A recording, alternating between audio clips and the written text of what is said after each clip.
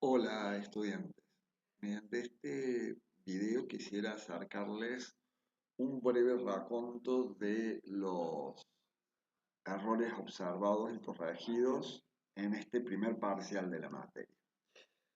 Vamos a empezar por la práctica de traducción, ¿sí? Fíjense que uno de los requisitos antes de empezar a traducir dice, antes de comenzar a traducir cada texto, presten mucha atención al área específica en la que va a trabajar.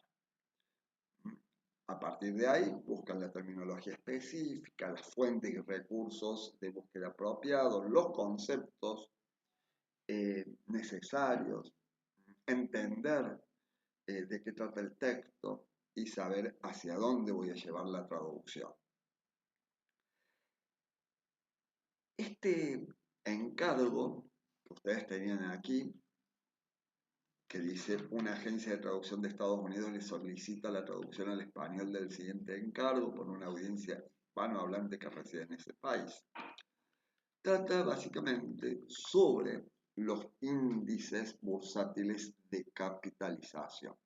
Entonces, tal como dice la consigna, el área donde vamos a trabajar tiene que ver con la traducción financiera y dentro de la traducción financiera la terminología específica, las fuentes, los recursos de búsqueda y los conceptos deben centrarse en estos índices bursátiles de capitalización. Para eso nosotros tenemos y hemos recurrido en su momento como parte de la lectura de una de las semanas de la unidad a este documento titulado El mundo de las finanzas, donde habla de el mercado de capitales, nos da términos específicos. Fíjense que incluso habla de los distintos organismos, como la Cámara Argentina de Fondos Comunes de Inversión, habla de la Comisión Nacional de Valores, ¿eh? Después nos habla de los distintos tipos de fondos mutuos de inversión, eh, qué es un índice bursátil, cuáles son cuál es la función específica de los índices bursátiles, cuáles son los índices bursátiles de capitalización que existen a nivel mundial, etcétera, etcétera.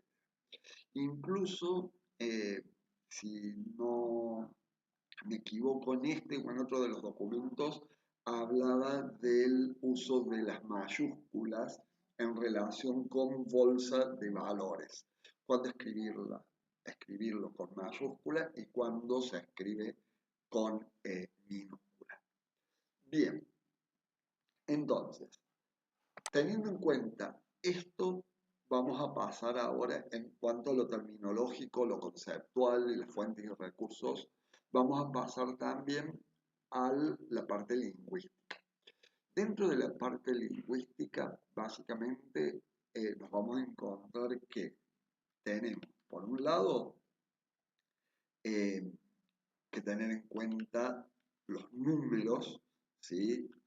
Las cifras con los símbolos, cómo escribirlas, los nombres de organizaciones como Wall Street, los nombres de los índices bursátiles, Dow, Russell, Nasdaq, etcétera, etcétera, pero también tener en cuenta aquí que se trata de un texto periodístico publicado en un diario,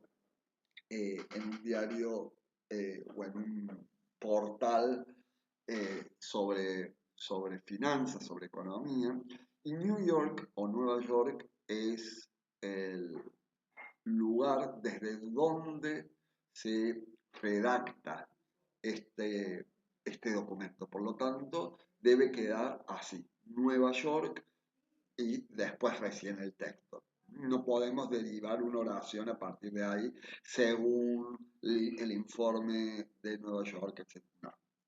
Cuidado con el estilo periodístico. Por el otro lado, tener en cuenta que si el índice bursátil va acompañado de un número, debemos respetarlo porque es el nombre de ese índice bursátil, como veíamos recién en el documento teórico. S&P 500, etc. Bien.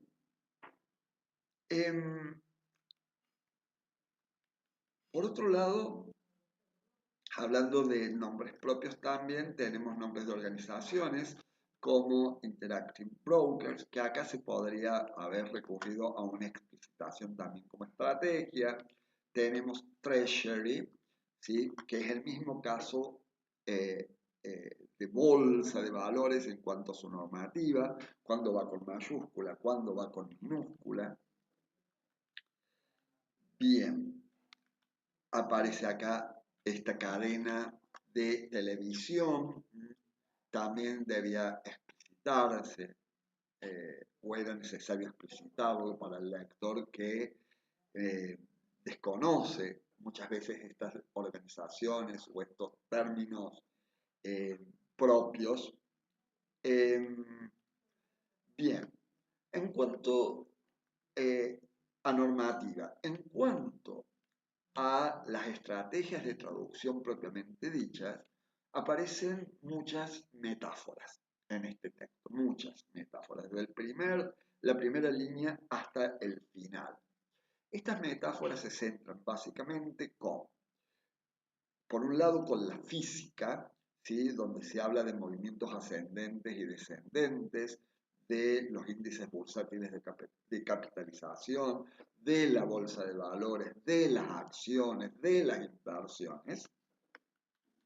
Y ustedes tienen acá, por ejemplo, ya en el título, este término slump, tienen por otro lado fell, tienen este to ripple through, que es otro tipo de metáfora que indica sacudir los mercados financieros. Es una metáfora vinculada con los desastres naturales, básicamente con los terremotos. Siguiendo, aquí tenemos nuevamente otra metáfora vinculada con la física, fell, caer, caída. Tenemos, bueno, falls en presente, fell en pasado, slump nuevamente, ahí este surge que tienen ustedes acá, dipped into, otra metáfora. Dipped implica sumergirse, hundirse. Podríamos hablar de una metáfora vinculada con la navegación, en este caso, ¿no? Y así con todo el texto. Tenemos acá Send Energy Prices Soaring. ¿Sí? Hay alguien que tradujo que los precios energéticos se dispararon por las nubes. Bueno, hay diferentes maneras de traducir cada una de estas metáforas aplicando cualquiera de las tres estrategias que proponen los autores que utilizamos como fuente, como source, que son Peñalver y Santa María Urbieta. Como les dije en la presentación de la unidad, van a encontrarse que existen diferentes autores que abordan la traducción financiera, pero básicamente son estas las tres estrategias que, independientemente del autor, se deben tener en cuenta al traducir las metáforas dentro de finanzas. Aparece una muy linda que quería compartir con ustedes, que tiene que ver, bueno, aquí, este dimming que también es una metáfora vinculada con la naturaleza, donde implica oscurecer, pero acá es como que se está nublando la mirada de, de las acciones. Pero aparece combat inflation, y acá aparece una metáfora vinculada con la guerra. Bien, eso es en cuanto a metáforas. Ahora bien, quería hacer dos salvedades. Las metáforas se generan a partir de dos aspectos que ustedes deben tener en cuenta. Por un lado, el verbo, ¿sí? Fíjense que estamos hablando de fell, de combat, de search, de slump, como tienen en el título y tenían acá. Y por otro lado, ese verbo, ¿sí?, debe estar vinculado con un aspecto financiero, que pueden ser acciones o índices como, o bonos, como vemos acá, o el precio del petróleo, o la bolsa de valores, Wall Street, los índices bursátiles, eh, el, los aspectos económicos en general, pero no aquí. Fíjense, este While Iran War Rages, ¿sí?, esto no es una metáfora, porque no se está vinculando con un tema financiero en sí, sino que está hablando de un término genérico, que es la guerra de Irán, que es el epicentro alrededor del cual se generan estas subidas, bajadas de los valores de la bolsa de comercio, de la bolsa de valores, de los bonos, de las acciones, ¿sí? Entonces, mucho cuidado al considerar las metáforas. Por otro lado, recién hablamos que la metáfora se genera a partir de la vinculación del verbo con el objeto o el término financiero. Fíjense que muchos de ustedes han considerado, eh, fíjense, voy a hacer una salvedad respecto de ello, porque por ejemplo ustedes pusieron acá el término, espérenme un ratito que quiero ver dónde estaba, em, el término, a ver, que hablaba de pain como la preocupación, no me acuerdo si está antes o después. Em, sí,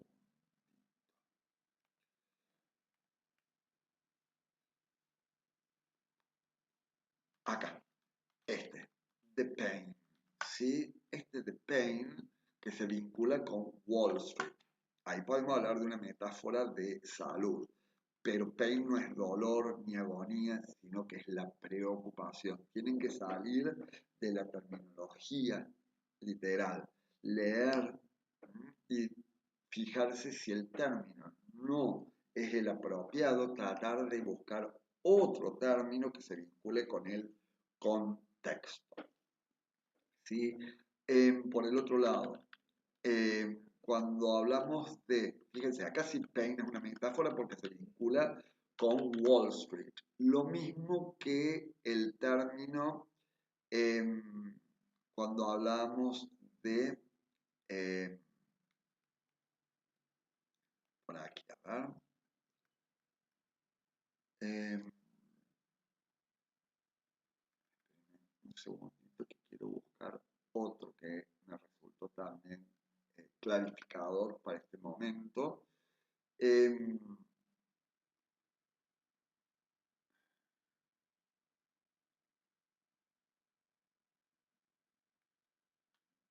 Aquí, si bien él habla de la guerra de Irán continúa to ripple through, pero acá se está vinculando no con la guerra de Irán propiamente dicha, como aparece en el título, sino con los mercados financieros.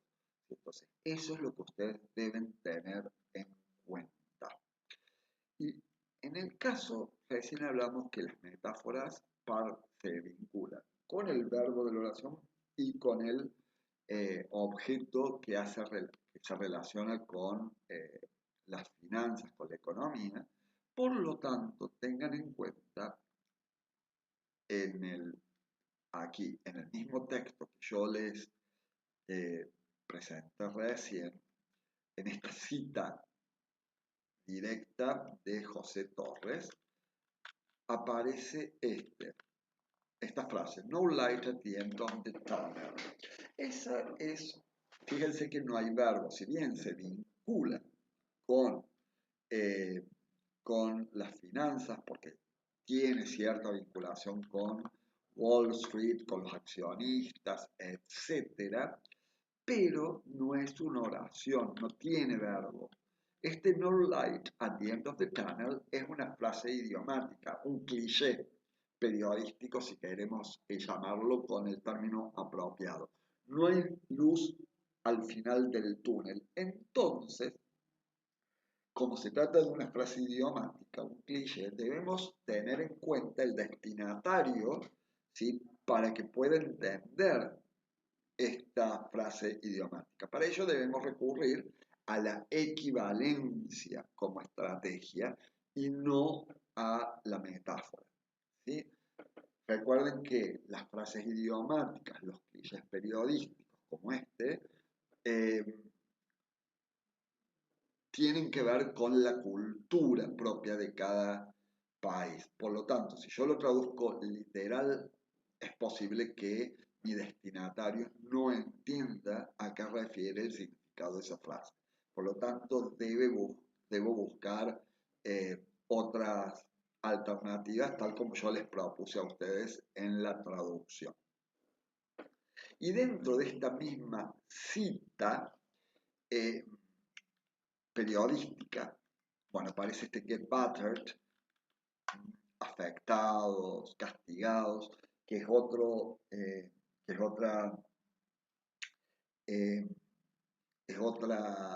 metáfora y que se asocia justamente, fíjense, con shareholders, con accionistas y con owners of fixed income assets. Acá lo que deberían ustedes utilizar es la composición, del término, lo que se llama, y ustedes lo tienen acá, análisis componencial. Es decir, cuando aparece una frase, como en el caso que tenían ustedes aquí, que aparece fixed income assets. Owners son inversores, no son propietarios, ni dueños, ni nada. Pero fixed income assets, fíjense que si yo me voy al documento que hablábamos recién y me voy a donde tengo la terminología propia de los fondos de mutuos de inversión, aparece acá, donde están los tipos de fondos de inversión. Fíjense, aparece Fixed Income Funds, ¿sí? Y nosotros tenemos Fixed Income Assets.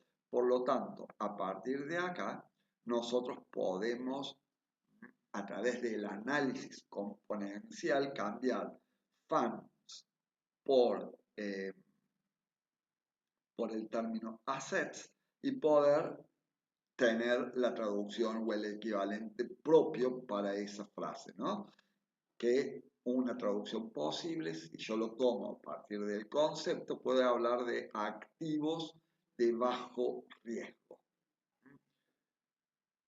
Fixed Income Assets, entonces es activos de bajo riesgo. Fíjense que habla de los bonos, los instrumentos de deuda, etcétera, que es un poquito lo que trata el texto. Análisis componencial.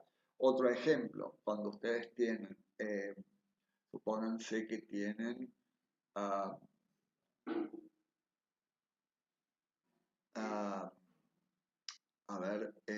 documents payable o check payable, cheques por pagar, ¿sí? Pero si yo cambio el término check por promissory note payable, significa promissory note, recuerden el documento comercial, el pagaré. Pagaré por pagar. Es decir, yo, teniendo en cuenta los componentes que integran esa frase, a través del análisis componencial, si cambio una palabra por otra y no encuentro su equivalente, puedo hacer, como hacen con los textos paralelos, donde buscan terminología, donde buscan conceptos para poderlos integrar a su traducción. Bueno, en el análisis componencial de estas frases también pasa lo mismo. Cuando un término cambia por otro, pero tengo en claro uno de las frases o uno de los equivalentes de la frase, cambia la palabra, lo único que tengo que hacer es cambiar esa palabra por otra, pero el contexto se traduce del mismo modo, salvo por supuesto la frase la palabra que cambia. Bien, esto es en relación con la práctica de traducción. Vamos a pasar a la parte teórica, ¿sí? Aquí no voy a aclarar demasiado porque, bueno, el tipo de texto es un tipo de texto explicativo, ¿sí? ¿Por qué? Porque la función del lenguaje en el texto es informar al lector sobre un tema real, un tema de la realidad. En este caso, un tema financiero vinculado con los índices bursátiles de capitalización, con las tendencias en alza o en baja de la bolsa de valores, de las acciones, de los índices.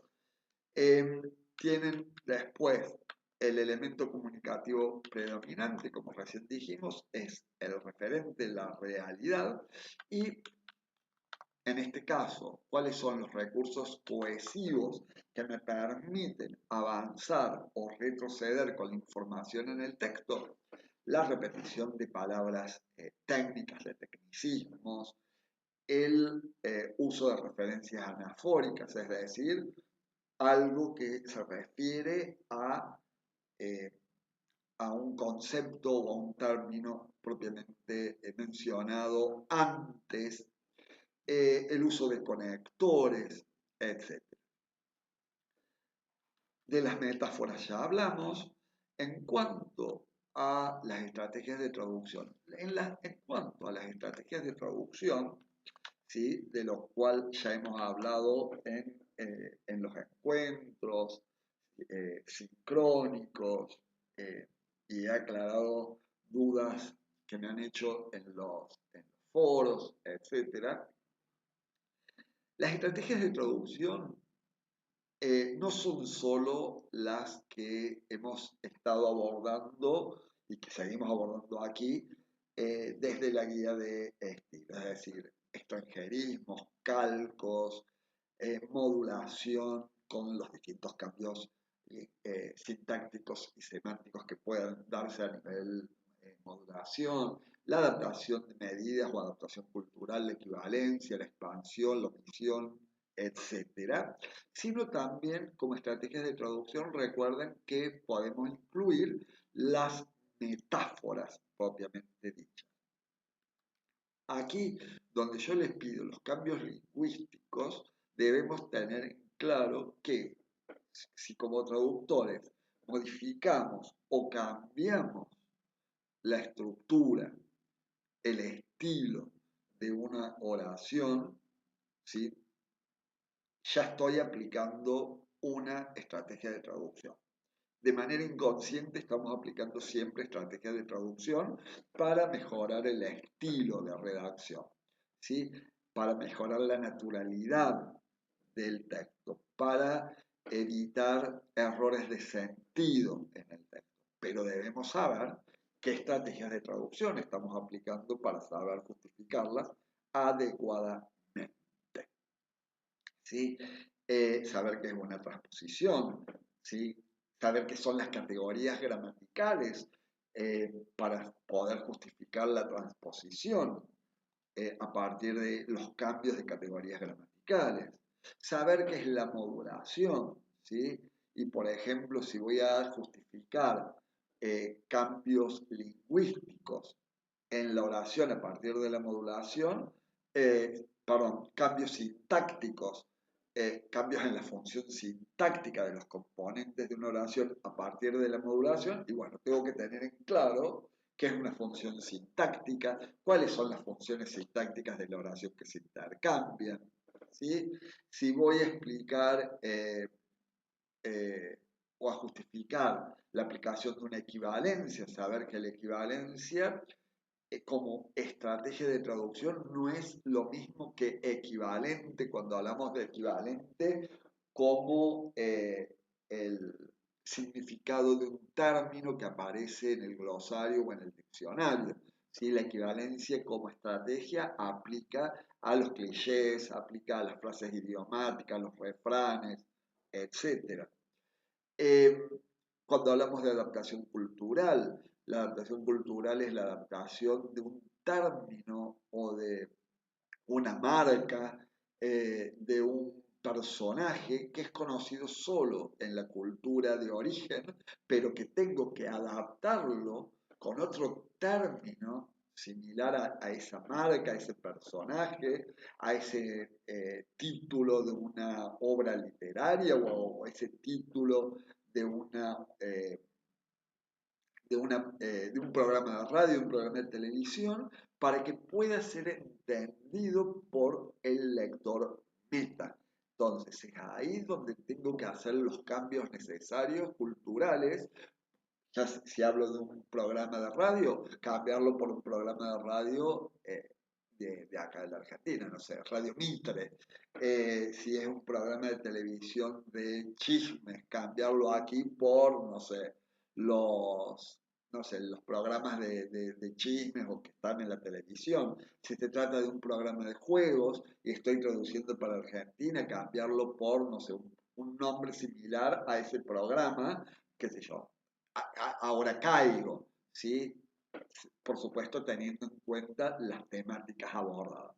Eso es adaptación cultural. La reformulación de una oración, es decir, cambio un complemento, no sé, circunstancial que estaba al final, lo pasé adelante, pero no hice cambios más que de lugar, eso no es estrategia, es un recurso lingüístico. Entonces, debemos tener muy en claro qué diferencias existen entre recurso lingüístico y estrategia.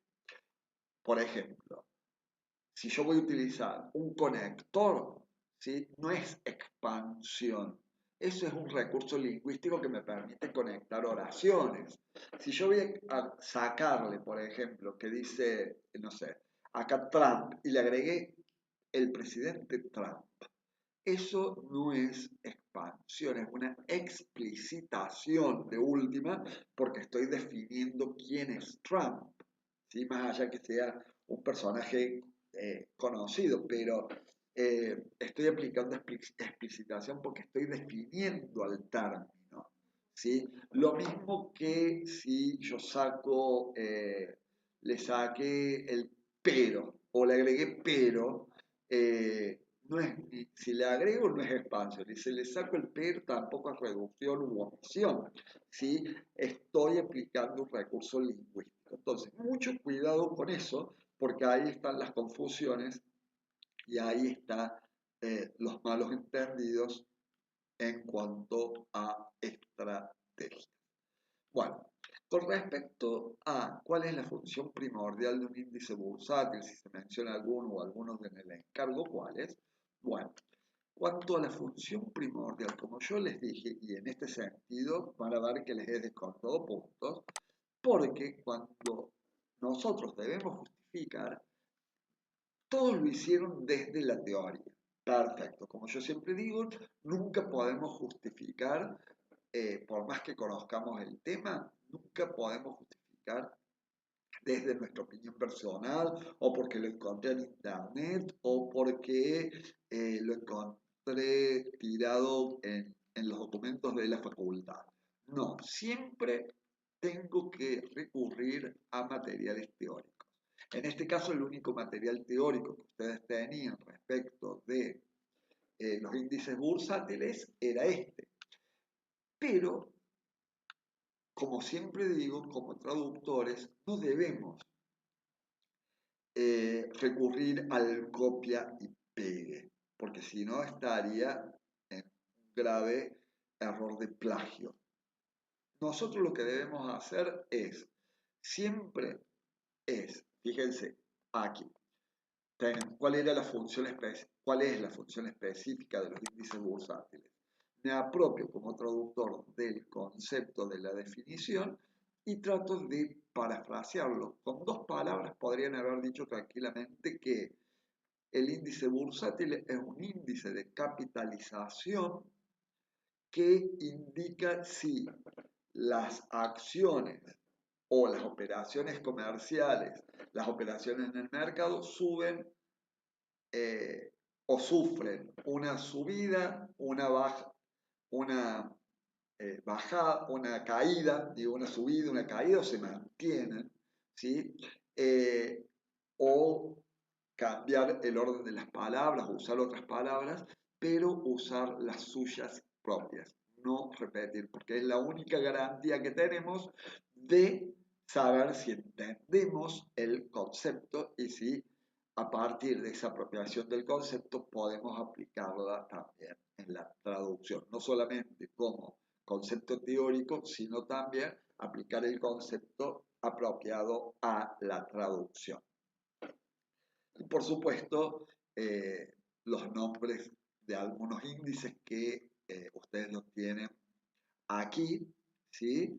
Y como el Dow, el Nasdaq, que se repetían en el texto, el S&P 500 y otros que aparecen también en el texto como el índice bursátil de Hong Kong, el de Londres y demás. Bueno, y el último de de las actividades teóricas, que era justamente poner aquí la letra que corresponde o que corresponde con cada definición. No sé, si balance general correspondía a esta definición, acá podría haber puesto A. Si análisis componencial era esta, ¿sí? Técnica terminológica, ponía acá la C de análisis componencial, ¿sí? Para hacer de manera un poco más organizado la presentación.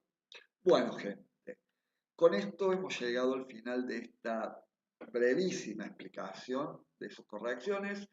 Cualquier duda, como siempre, me pueden consultar a través del foro. Les dejo un gran saludo y buen comienzo de semana a todas. Hasta luego.